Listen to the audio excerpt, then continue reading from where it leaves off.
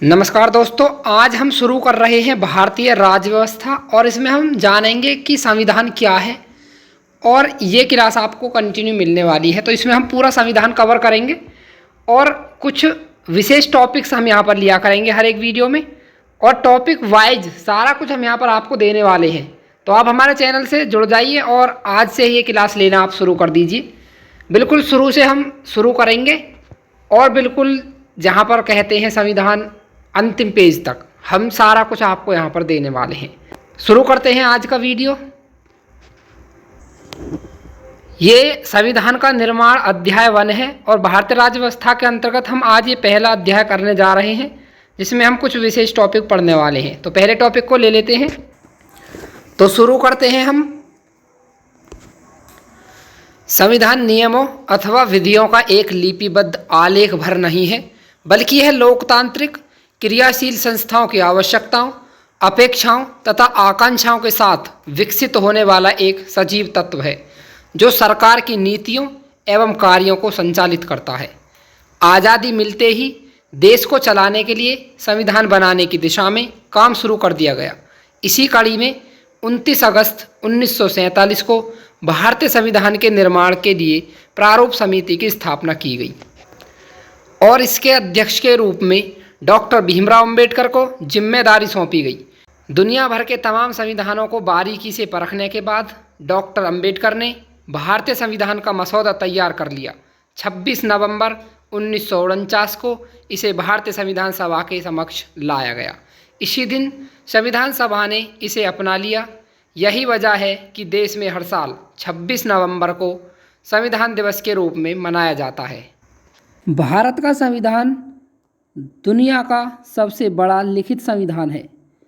इसी आधार पर भारत को दुनिया का सबसे बड़ा गणतंत्र कहा जाता है। भारतीय संविधान में 448 अनुच्छेद, 12 अनुसूचियाँ शामिल हैं। ये 448 अनुच्छेद इस प्रकार से हैं दोस्तों कि जैसे कि अनुच्छेदों के जो भाग हैं और भी जैसे कि कैक है, इस तरह से 448 हैं।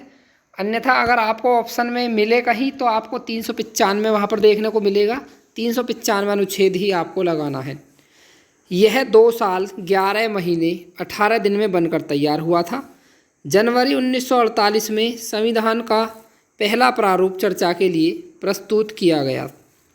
4 नवंबर 1948 से शुरू हुई यह चर्चा तकरीबन 32 दिनों तक चली थी। इस अवधि के दौरान 7,635 संशोधन प्रस्तावित किए गए, जिनमें 2,473 पर विस्तार से चर्चा हुई। इसकी पहली बैठक 9 दिसंबर 1946 को हुई और फिर 14 अगस्त 1947 को विभाजित भारत के संविधान सभा के रूप में इसकी पुनः बैठक हुई। 1935 में स्थापित प्रांतीय विधान सभाओं के सदस्यों द्वारा अप्रत्यक्ष विधि से संविधान सभा के सदस्यों का चुनाव हुआ। संविधान सभा की रचना लगभग उसी योजना के अनुसार हुई जिसे ब्रिटिश मंत्रिमंडल की एक समिति कैबिनेट मिशन ने प्रस्तावित किया था। टाइपिंग नहीं, पेन से लिखी गई मूल प्रति। भारतीय संविधान की मूल प्रति हिंदी और अंग्रेजी दोनों में ही हस्तलिखित थी। इसमें टाइपिंग या प्रिंट का इस्तेमाल नहीं किया गया था। दोनों ही भाषाओं में संविधान की मूल प्रति को प्रेम बिहारी नारायण रायजादा ने लिखा था। रायजादा का खानदानी पेशा कैलीग्राफी का था। उन्होंने नंबर 303 के 254 पेन होल्डर निब का इस्तेमाल कर संविधान के हर पेज को बेहद खूबसूरत इटैलिक लिखावट में लिखा है। इसे लिखने में उन्हें 6 महीने लगे थे। जब उनसे मेहनताना पूछा गया तो उन्होंने कुछ भी लेने से इनकार कर दिया था। उन्होंने सिर्फ एक शर्त रखी कि संविधान के हर पृष्ठ पर वह अपना नाम लिखेंगे और अंतिम पेज पर अपने नाम के साथ अपने दादा का भी नाम लिखेंगे। भारतीय संविधान के हर पेज को चित्रों से आचार्य नंदलाल बोस ने सजाया है। इसके अलावा इसके प्रस्तावना पेज को सजाने का काम राम मनोहर सिन्हा ने किया है। वह नंदलाल बोस के ही शिष्य थे। संविधान की मूल प्रति भारतीय संसद की लाइब्रेरी में हीलियम से भरे केस में रखी गई है। अब देखेंगे हम कि संविधान क्या है। संविधान किसी देश के नियमों व उपनियमों का संकलन है। ये नियम उस राज्य के स्वरूप को स्पष्ट करता है। संविधान के बिना देश का शासन चलाना कठिन है। राज्य का प्रकार कोई भी हो सकता है, जैसे राजतंत्र, लोकतंत्र, कुलीन तंत्र इत्यादि, लेकिन नियमों का होना अनिवार्य है जो देश को अराजकता से दूर रख सके। संविधान एक सामाजिक राजनीतिक दस्तावेज है। यह स्वतंत्रता, समानता, न्याय और भ्रातृत्व के आदर्शों पर आधारित है। यह मौलिक विधियों तथा आधारभूत राजनीतिक सिद्धांतों का एक आलेख है जिस पर किसी देश का शासन आधारित होता है। यह सरकार और शासन के अंगों की शक्तियों और उत्तरदायित्वों को परिभाषित एवं उनके बीच सीमाएं निर्धारित करता है। यह सरकार के विभिन्न अंगों की व्याख्या करता है तथा सरकार और नागरिकों के संबंधों के बीच संतुलन स्थापित करने का प्रयास करता है। संविधान की सबसे महत्वपूर्ण उपयोगिता इस बात में है कि यह शासन अथवा सरकार द्वारा सत्ता के दुरुपयोग को रोकने में समर्थ होता है। इस प्रकार यह कहा जा सकता है कि संविधान नियमों अथवा विधियों का एक लिपिबद्ध आलेख भर नहीं है, बल्कि यह लोकतांत्रिक क्रियाशील संस्थाओं की आवश्यकताओं, अपेक्षाओं तथा आकांक्षाओं के साथ विकसित होने वाला एक सजीव तत्व है जो सरकार की नीतियों एवं कार्यों को संचालित करता है। अब देखेंगे हम ऐतिहासिक पृष्ठभूमि। 1757 ईस्वी की प्लासी की लड़ाई और 1764 ईस्वी के बक्सर के युद्ध को अंग्रेजों द्वारा जीत लिए जाने के बाद बंगाल पर ब्रिटिश ईस्ट इंडिया कंपनी ने शासन का शिकंजा कसा। इसी शासन को अपने अनुकूल बनाए रखने के लिए अंग्रेजों ने समय समय पर कई एक्ट पारित किए जो भारतीय संविधान के विकास की सीढ़ियां बने। वे निम्न हैं। पहला है 1773 ईस्वी का रेगुलेटिंग एक्ट। इस एक्ट के अंतर्गत कलकत्ता प्रेसिडेंसी में एक ऐसी सरकार स्थापित की गई जिसमें गवर्नर जनरल और उसकी परिषद के 4 सदस्य थे जो अपनी सत्ता का उपयोग संयुक्त रूप से करते थे। इसकी मुख्य बातें इस प्रकार हैं। कंपनी के शासन पर संसदीय नियंत्रण स्थापित किया गया। बंगाल के गवर्नर को तीनों प्रेसिडेंसियों का जनरल नियुक्त किया गया। कलकत्ता में एक सुप्रीम कोर्ट की स्थापना की गई। अगला है 1784 का पिट्स इंडिया एक्ट। इस एक्ट के द्वारा दोहरे प्रशासन का प्रारंभ हुआ। कोर्ट ऑफ डायरेक्टर्स व्यापारिक मामलों के लिए, बोर्ड ऑफ कंट्रोलर राजनीतिक मामलों के लिए। उसके बाद है 1793 का चार्टर अधिनियम। इसके द्वारा नियंत्रण बोर्ड के सदस्यों तथा कर्मचारियों के वेतन आदि को भारतीय राजस्व में से देने की व्यवस्था की गई। अगला है 1813 ईस्वी का चार्टर अधिनियम। इसके द्वारा कंपनी के अधिकार पत्र को 20 सालों के लिए बढ़ा दिया गया। कंपनी के भारत के साथ व्यापार करने के एकाधिकार को छीन लिया गया, लेकिन उसे चीन के साथ व्यापार और पूर्वी देशों के साथ चाय के व्यापार के संबंध में 20 सालों के लिए एकाधिकार प्राप्त रहा। कुछ सीमाओं के अधीन सभी ब्रिटिश नागरिकों के लिए भारत के साथ व्यापार खोल दिया गया। नेक्स्ट है 1833 ईस्वी का चार्टर अधिनियम। इसके द्वारा कंपनी के व्यापारिक अधिकार पूर्णतः समाप्त कर दिए गए। अब कंपनी का कार्य ब्रिटिश सरकार की ओर से मात्र भारत का शासन करना रह गया। बंगाल के गवर्नर जनरल को भारत का गवर्नर जनरल कहा जाने लगा। भारतीय कानूनों का वर्गीकरण किया गया तथा इस कार्य के लिए विधि आयोग की नियुक्ति की व्यवस्था की गई। अगला है 1853 ईस्वी का चार्टर अधिनियम। इस अधिनियम के द्वारा सेवाओं में नामजदगी का सिद्धांत समाप्त कर कंपनी के महत्वपूर्ण पदों को प्रतियोगी परीक्षाओं के आधार पर भरने की व्यवस्था की गई। अगला है 1858 का चार्टर अधिनियम। भारत का शासन कंपनी से लेकर ब्रिटिश क्राउन के हाथों में सौंपा गया। भारत में मंत्री पद की व्यवस्था की गई। 15 सदस्यों की भारत परिषद का सृजन हुआ।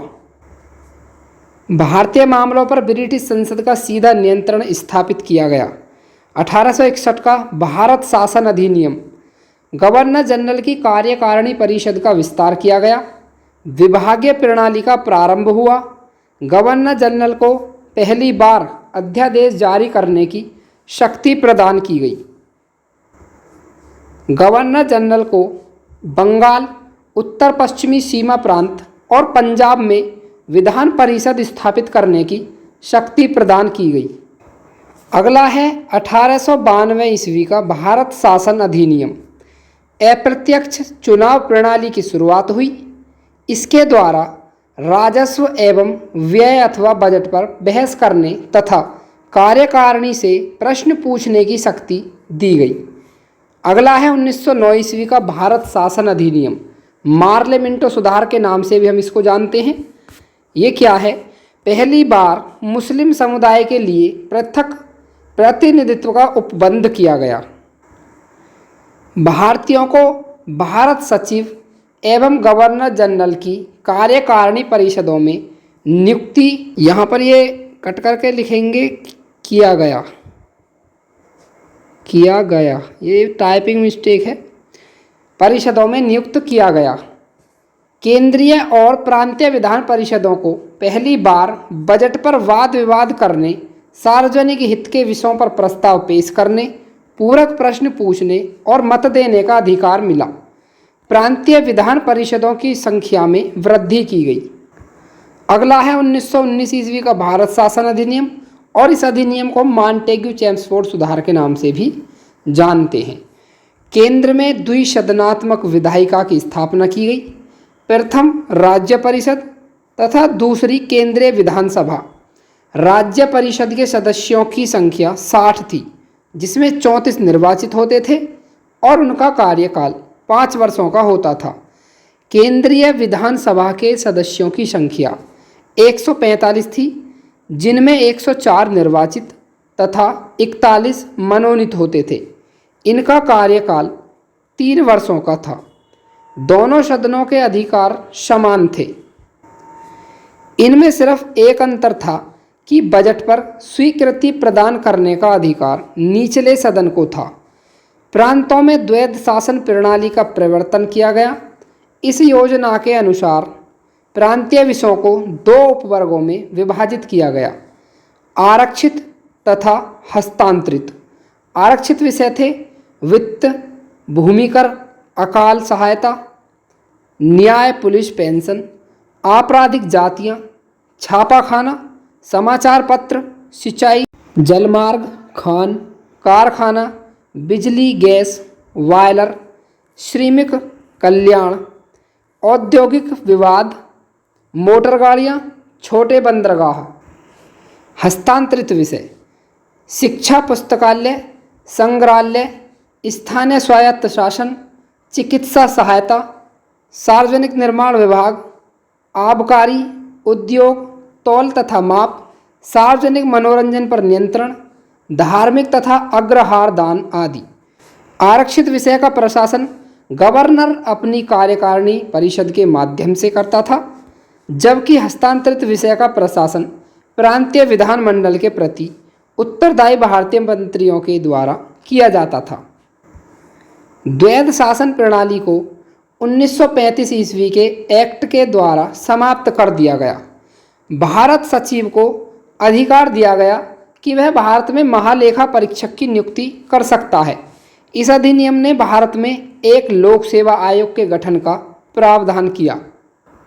दोस्तों, आज का वीडियो हम यहीं पर समाप्त करेंगे और यहाँ से आगे का जो पोर्शन होगा हम नेक्स्ट वीडियो में देखेंगे, और इसी क्रम में हम बिल्कुल मूल से संविधान को पढ़ने जा रहे हैं। तो इसी क्रम में आप पढ़ते जाइए। हम हर एक क्लास पर क्लास वाइज नंबर डालेंगे और आप एक तरफ से बिल्कुल ये क्लासें ले सकते हैं। आपको भारतीय राज्य व्यवस्था के नाम से हमारे चैनल पर जब आप लोगों पर क्लिक करेंगे तो वहाँ पर आपको एक प्ले लिस्ट मिल जाएगी और जिसका नाम होगा भारतीय राज्य व्यवस्था। तो इस तरह से आप पूरा संविधान हमारे साथ पढ़ सकते हैं। मिलते हैं अगले वीडियो में, तब तक के लिए धन्यवाद। जय हिंद, वंदे मातरम प्यारे साथियों।